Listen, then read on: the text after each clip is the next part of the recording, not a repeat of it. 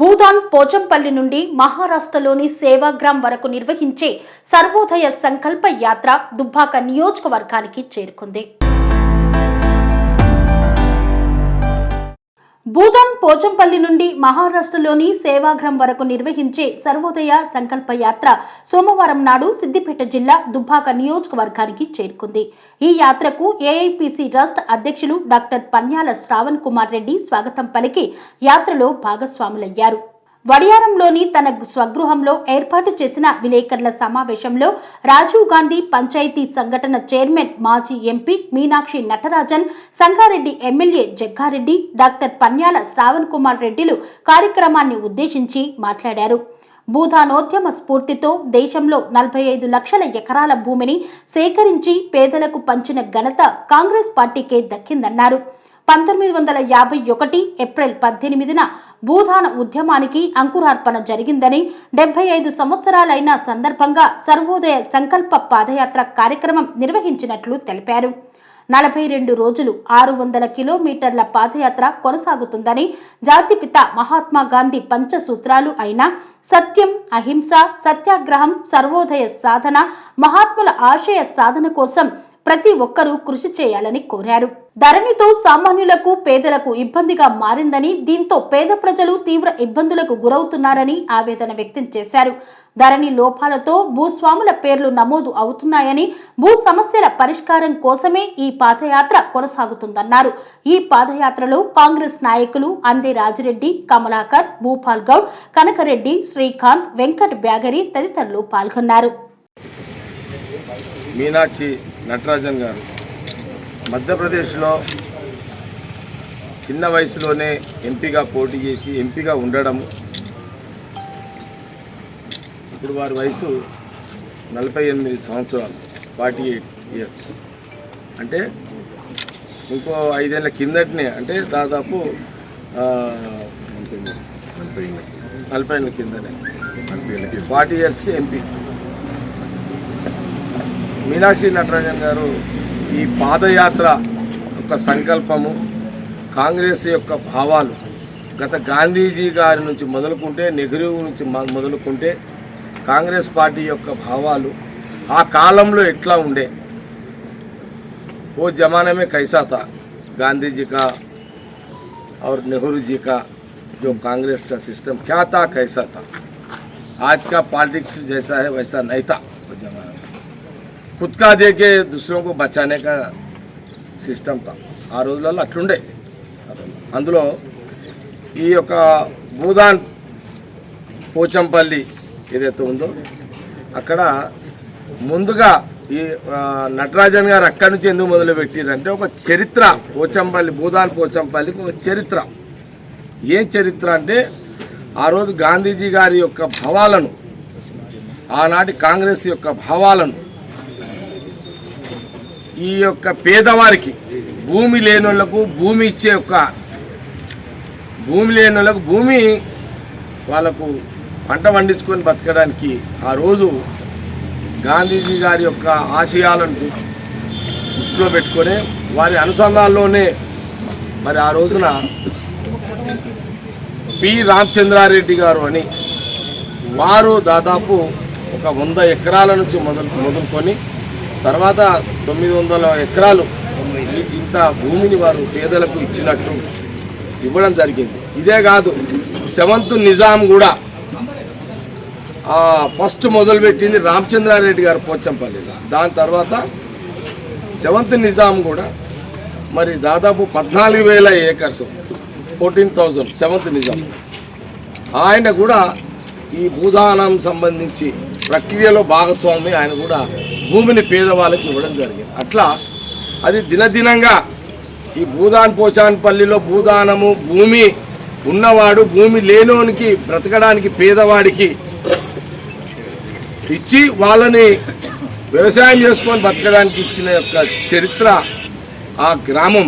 నటరాజన్ గారు మరి వారు ఒక మంచి కార్యక్రమాన్ని, ఇదంతా చరిత్ర మర్చిపోయింది. आज का ज़माना भूल गया. आज का ज़माने को मैसेज भी नहीं है.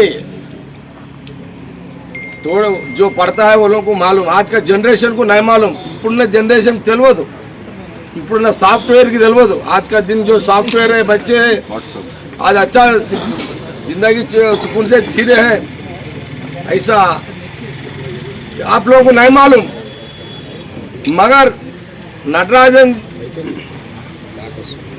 एक्स-एमपी कांग्रेस के आज एक पाद यात्रा कहाँ से भूदान ఏది యాదగిరిగుట్ట భూదానం అంటే అక్కడి నుంచి పోచంపల్లి నుంచి మరి పాదయాత్ర చేసుకుంటూ ఎక్కడి వరకు వెళ్తుంది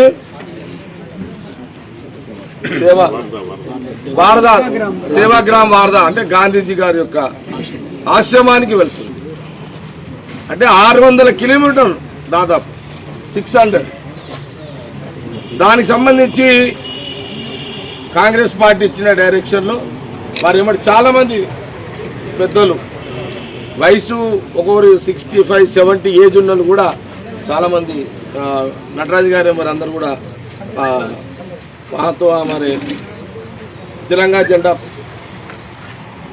బడా చూడండి గమనించండి ప్రజలారా ఇది గమనించండి ఆ రోజు గాంధీజీ గారి యొక్క ఆశయాలను భూములు దానదత్తం చేసిన చరిత్ర ఈనాటి जनरेशन इప్పుడున్న जनरेशन आज का जो बच्चे हैं आज का जो जिंदगी अच्छा सुकून से जी रहे हैं पुरानों को लोगों को याद करने के लिए आज का जो प्रोग्राम है नटराजन का आज हमारे ये कंबाइंड डिस्ट्रिक्ट में जो कांग्रेस पार्टी के नेता बहुत लोग वहाँ से शुरू से भूदान से वहाँ से लेके यहाँ तक ये स्टेट तक तेलंगाना स्टेट तक हर एक कांग्रेस पार्टी के लीडर नायक सभ्यों ने उनके इधर का उधर अरेंजमेंट करते हुए वहाँ तक लेके जाने के लिए हम डायरेक्शन है वो डायरेक्शन में काम कर रहे हैं। एक अच्छा प्रोग्राम नटराजन जी कर रहे हैं। बहुत बहुत धन्यवाद। हमको ये आइडिया नहीं आया, आपको आइडिया आ गया। आपको कौन आइडिया दिया हमको नहीं मालूम। एक अच्छा कार्यक्रम का आपको आइडिया दिए है, उसके लिए हमारा एक धन्यवाद आपको। के नाम पे गरीबों का ज़मीन उसमें बहुत मिसयूज हुआ बोल के ये ठीक बात है। आज का मीनाक्षी जी का नटराजन का ये बात है कि ये खाली ये पादयात्रा से ख़त्म नहीं हो रहा, फिर आने का दिनों में तेलंगाना में भी जिला में फिर के जो ये गवर्नमेंट ये टीआरएस गवर्नमेंट जो किसानों को परेशानी कर दिए, बर्बाद कर दिए धरने के नाम पे, ऐसे लोगों को मदद के लिए या हम हर एक ज़िले में फिरेंगे, फिर के वो लोगों को इंसाफ दिलाएंगे। ये नटराजन का बात है आने का जो हर एक ज़िला फिरने का। हम ये आपको ये हम एक बात बोलना चाह रहे, जो कांग्रेस पार्टी जो सोनिया जी राहुल जी के नाम पे जो आज जो आप ये काम चल रहा है पादयात्रा आने का दिनों में आप जो यहाँ का हर एक जिले में आप कभी भी आप पर्यटन कभी कोई प्रोग्राम दियो, यहाँ के तेलंगाना कांग्रेस पार्टी आपके साथ फुल टाइम देखिए हम काम करेंगे। धन्यवाद। Thank you. विनोबा जी का नारा था कि हम अपने आप को राष्ट्रीयता के भी सीमित दायरों में न रखें और मानव मात्र को एक रूप में देखें। और जैसा कि हमारे उपनिषदों का प्राचीन विचार रहा है वसुधैव कुटुंबकम का, उसी को उन्होंने एक सामाजिक राजनीतिक आर्थिक व्यवस्था के नारे में तब्दील किया और जय जगत का नारा दिया। उसी नारे के साथ हम इस यात्रा में चल रहे हैं। जैसा मेरे पूर्व साथियों ने बताया, जग्गा रेड्डी जी जो यहाँ के कार्यकारी अध्यक्ष हैं, विजय दीवान जी, हर्षवर्धन जी और डॉक्टर श्रवण जी जो यहाँ से पार्लियामेंट के साथी रहे हैं, सिद्धेश्वर जी और विजय दीवान जी, सभी ने जो बात रखी उसको मैं सार रूप में छोटे में आपके सामने रखूँगी। दो ही बातें मुझे कहनी है। 1947 में देश अंग्रेज़ी राज से स्वतंत्र हुआ, लेकिन हमारे सामने ज़मींदारी और मालगुजारी उन्मूलन का प्रश्न था। हमारे सामने वर्ण व्यवस्था पर आधारित जो छुआछूत से भरा हुआ हज़ारों साल का सामाजिक शोषण था, उससे आज़ाद होने का प्रश्न था। लिंग भेद इतना भयंकर था कि महिलाएं दोयम दर्जे की नागरिक करके मानी जाती थी, उससे हमें मुक्त होना था। और इन्हीं सब के बीच में आर्थिक तौर पर भी गहरी विषमता थी, क्योंकि अंग्रेज़ी राज ने हमारे सारे अर्थव्यवस्था को पूरी तरह से ड्रेन कर दिया था। और इसके साथ साथ हम ये देखते थे कि क्योंकि बंटवारा हुआ था तो सांप्रदायिक सौहार्द का वातावरण भी बिगड़ा हुआ था, जिसी के लिए गांधी जी ने अपनी कुर्बानी दी थी, अपना बलिदान दिया था। तो ये हमारे उस वक्त के लोगों के सामने की चुनौतियाँ थी। तो एक तरफ संविधान निर्माण का काम बाबा साहेब डॉक्टर भीमराव अंबेडकर जी के नेतृत्व में हुआ, और जैसा कि विजय दीवान जी ने कहा, नेहरू जी ने शासन की ओर से संविधान के जो मूल्य हैं, जो मौलिक अधिकार हैं, जो हमारा प्रेएम्बल है, जो कि प्रभुत्व संपन्नता की, समाजवाद की, पंथनिरपेक्षता की और लोकतंत्रात्मक गणतंत्र की बात करने के साथ साथ समता, अधिकार, न्याय और बंधुता, व्यक्ति की गरिमा, डिग्निटी ऑफ एवरी इंडिविजुअल की बात करता है, उसका काम शासन करे। और दूसरी तरफ विनोबा जी ने समाज निर्माण का, जिसको हम लोग राष्ट्र निर्माण का काम कहते हैं, उसका काम शुरू किया। और स्वतंत्रता के बाद स्वराज की ओर बढ़ने का कदम उठाया गया। तो उस समय विनोबा जी अलग अलग देश के हिस्सों में घूम रहे थे। तब वो एक बार पोचमपल्ली आए और पोचमपल्ली की दलित परिवारों ने खड़े होकर अपनी भूमिहीनता का जिक्र किया। तब वहाँ पर विनोबा जी तो सोच ही रहे थे कि इसका क्या हल होगा। इतने में रामचंद्र रेड्डी जी ने खड़े होकर कहा कि मैं अपने 80 एकड़ ज़मीन दान देता हूँ, ये इन दलितों परिवारों में बांट दिया जाए। उसके बाद विनोबा जी को ये आइडिया आया कि हमें पूरे देश में भूदान, उसी समय ये शब्द निकला और ये भूदान का कार्यक्रम शुरू करना चाहिए। इसीलिए आज आपके यहाँ पोचमपल्ली को भूदान पोचमपल्ली कहते हैं। फिर पूरे देश में 13 साल तक विनोबा जी पैदल गए हैं और 47 लाख एकड़ ज़मीन गरीबों को दान में इस तरह से लोगों से प्राप्त करके दी है। हम लोग जानते हैं कि समता को लाने के लिए बहुत सारे सशस्त्र प्रयास भी हुए हैं, पीपल्स वॉर ग्रुप और अन्य उग्र वामपंथियों के माध्यम से, लेकिन अहिंसात्मक समाज निर्मिति और अहिंसात्मक तरीके से हृदय परिवर्तन करते हुए समाज में समता लाने का प्रयास, ये विनोबा जी का अनूठा प्रयास था। और ये सर्वोदय शब्द कहाँ से आया, ये भी थोड़ा जानना ज़रूरी है। सर्वोदय शब्द जब महात्मा गांधी इंग्लैंड की यात्रा कर रहे थे तो 6 महीने करीब करीब वो स्टीमर में थे, तब उन्होंने जॉन रस्किन का अनटू द लास्ट नामक जो निबंध था वो पढ़ा। उस लेख में ये मेंशन था कि जो कोई भी शारीरिक श्रम करते हैं, चाहे वो बार्बर हो, चाहे किसान हो, चाहे बुनकर हो, चाहे मजदूर हो, उसमें और जो बौद्धिक श्रम करते हैं यानी कि टीचर्स हैं, डॉक्टर्स हैं, इंजीनियर्स हैं, एकेडमिशियंस हैं, इनके बीच में कोई आय का अंतर नहीं होना चाहिए। उसी को उन्होंने अनटू द लास्ट कहा।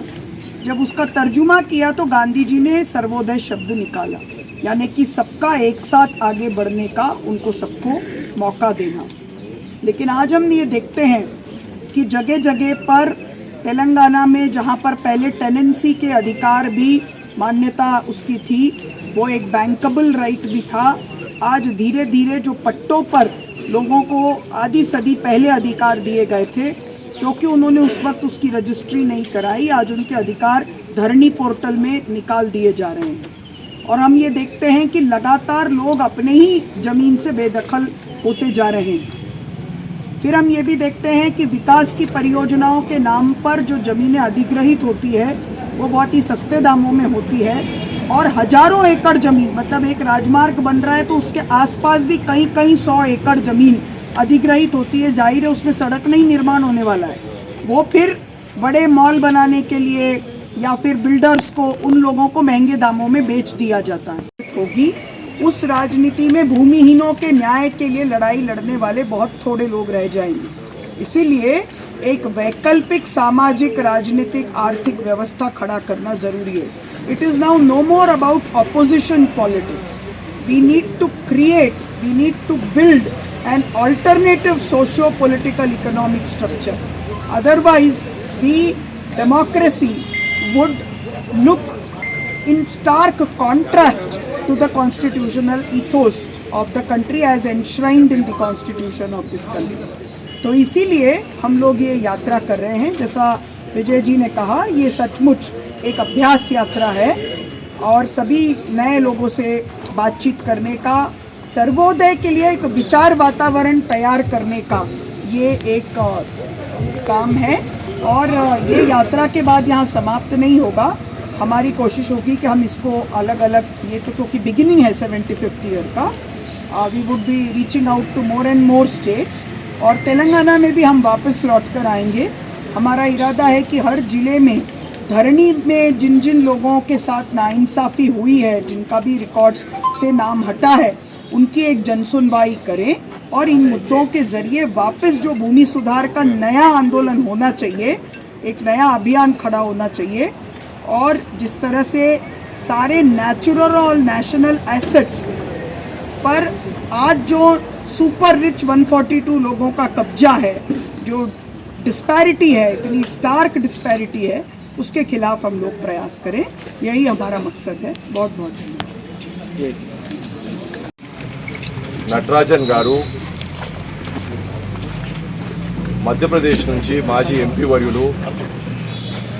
తను ఈ భూదాన్ మూవ్మెంట్ ఏదైతే మన దగ్గర మొదలు పెట్టినారో వినోదా భావే గారు, తన ఆలోచనలు ఈ ప్రస్తుతం మన సమాజంలో యువకులకైనా ఈ కొత్త పీడికైనా అది అవగాహన లేకపోవడం అయితే ఉంది. ఎటువంటి త్యాగం చేసి గాంధీ మహాత్ముడు, అదేవిధంగా వినోదా భావే గారు ఆ గాంధీ ఆలోచనలు ఎట్లయితే ముందుకి కొనసాగుకొని లేనోనికి ఉన్నోనికి వ్యత్యాసం ఉండకుండా ఎట్లయితే భూదాన్ మూవ్మెంట్ దానాలు చేసినరో, అక్కడ మన పోచంపల్లి భువనగిరి అక్కడ ఆ ప్రాంతం నుంచి తను ఈ ఆలోచనలు ముందుకెళ్లాలని తను పాదయాత్ర మొదలు పెట్టడం జరిగింది. మార్చి 14న తను మొదలుపెట్టి మళ్ళీ ఏప్రిల్ 18 వరకు వారధా గాంధీ సేవాగ్రామం వరకు తను పాదయాత్ర కొనసాగుతూనే ఉన్నది. ఈ పాదయాత్ర భాగంగా మన జిల్లాకి అదేవిధంగా మన ప్రాంతానికి తను ఇట్లనే ముందుకు పోతుంది. కాబట్టి మనందరూ కూడా ఇలా పాల్గొనడానికి, మన ప్రాంత వాసులందరికీ కూడా ఆ ఆలోచనలు, ఆ భావనలు, సందేశం అందాలని చెప్పి ఇది మనకి ఇట్లా తను పాదయాత్ర కొనసాగడం మన ఎంతో అదృష్టం అని భావిస్తూ ఉన్నాము. తను మీకు ఈ పాదయాత్ర గురించి, తన ఆలోచనల గురించి తనకు స్పష్టంగా చెప్పడం జరుగుతుంది. స్వామి బోధానంద గోసేవ ఆశ్రమం సైథాపూర్. జ్యోతిష్యం, వాస్తుశాస్త్రం మన పూర్వీకులు మనకిచ్చిన వరం. దుర్గాదేవి, కాలభైరవ ఉపాసనతో వాక్సిద్ధి పొందిన శ్రీ శ్రీ బోధానందగిరి స్వామివారు మీకు ఎలాంటి సమస్యలున్నా, వాటిలో ముఖ్యంగా ధన నష్టం, ఆరోగ్య నష్టం, భార్యాభర్తల మధ్య గొడవలు, ప్రేమించుకున్న వారు దూరం అవడం, ఎన్ని సంబంధాలు వచ్చినా పెళ్లి ముడి పడకపోవడం, రోడ్డు ప్రమాదాలు, అప్పుల బాధలు, వ్యవసాయంలో నష్టాలు, పెద్దల మాట పిల్లలు వినకపోవడం, ఆరోగ్య శాంతి, గృహశాంతి, మనశ్శాంతి లేకపోవడం, ఇలాంటి సమస్యలు ఉన్నట్లయితే ఒక్కసారి స్వామీజీని కలవండి. మీ సమస్యలకు తగిన పరిష్కారాన్ని పొందండి.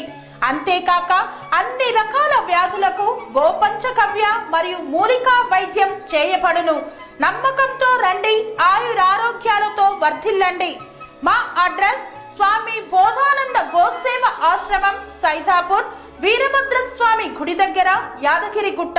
సంప్రదించవలసిన నెంబర్ 9849213754 మరియు 9618034138.